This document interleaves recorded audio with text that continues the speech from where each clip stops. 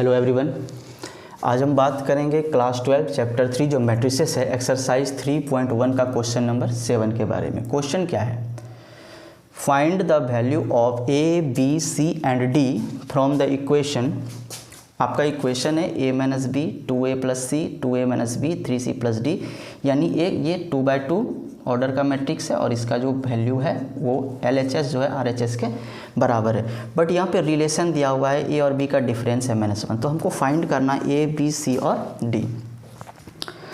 Class 10 में हम लोग पढ़े थे a pair of linear equation in 2 variable, ठीक है। उसको हम लोग कैसे सॉल्व करते थे? तो एलिमिनेशन मेथड से सॉल्व करते थे, सब्स्टिट्यूशन मेथड से सॉल्व करते थे, क्रॉस मल्टीप्लिकेशन मेथड से सॉल्व करते थे और ग्राफिकल मेथड से।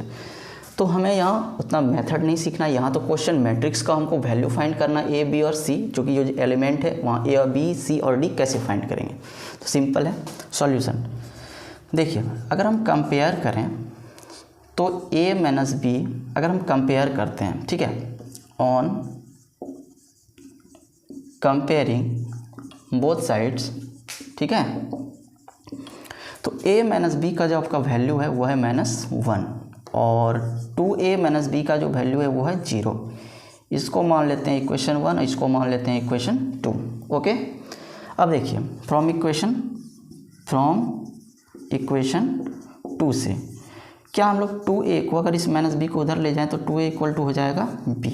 ओके, इसको भी हम लोग इक्वेशन 3 मान लेते हैं, ठीक है। अब लिखेंगे putting the value of equation 3 in equation 1। अगर 3 का वैल्यू इक्वेशन 1 में रखें तो a minus b equal to तो -1 पहले से ही है, a को रहने देते हैं माइनस, b के जगह हम लोग 2a लिखते हैं। तो a माइनस 2a क्या मिल जाएगा हमें? a माइनस 2a यानी माइनस a इक्वल टू हमारे पास क्या रह जाएगा? -1, और यहाँ से a का वैल्यू हमको मिलता है 1, इसको रख लेंगे। Again putting the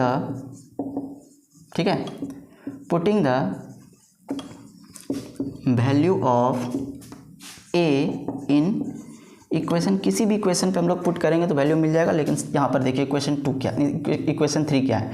2a equal to b, तो इक्वेशन 3 में ही रख कर देख लेते हैं।